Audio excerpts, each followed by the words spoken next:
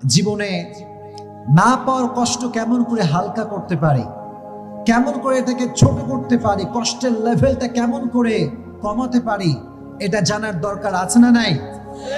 মানুষের জীবনের সবচেয়ে বড় তিতা সত্য কথা হচ্ছে যে মানুষ যেটা খুব সহজে পেয়ে যায় এটার মূল্যায়ন সে করতে চায় না, আর যেটা সে পায় নাই, যোগ্য ছিল না তা, তবুও সে এটার প্রতি মায়া কমাতে পারে না।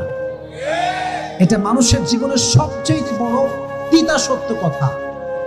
কলিজার টুকরা যুবক, আমার বোনেরা, জীবনে যদি না পাওয়ার কষ্টকে হালকা করতে চান, একটা বাক্য অলওয়েজ মাথায় রাখবেন, अगर जिंदगी में सब कुछ मिल जाए तो तमन्ना किस बात की करूंगा मैं।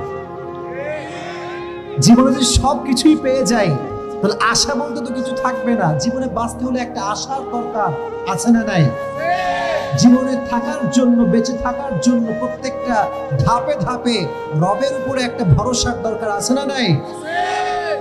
আজ থেকে জীবনের সমস্ত না পাওয়া জিনিসগুলোকে আল্লাহর উপরে ভরসা করে ছেড়ে দিবেন। আল্লাহকে বলবেন, আল্লাহ, আমার জীবনে যা আমি পেয়েছি তুমি সব দিয়েছো, আর যা পাইনি তাও তো না দেওয়ার মালিক একজন, তিনি কে?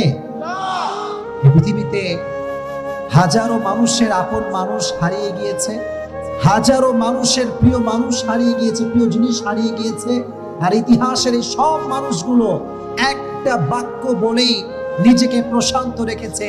বাক্যটার নাম হচ্ছে আল্লাহ ভরসা। সুবহানাল্লাহ পড়েন।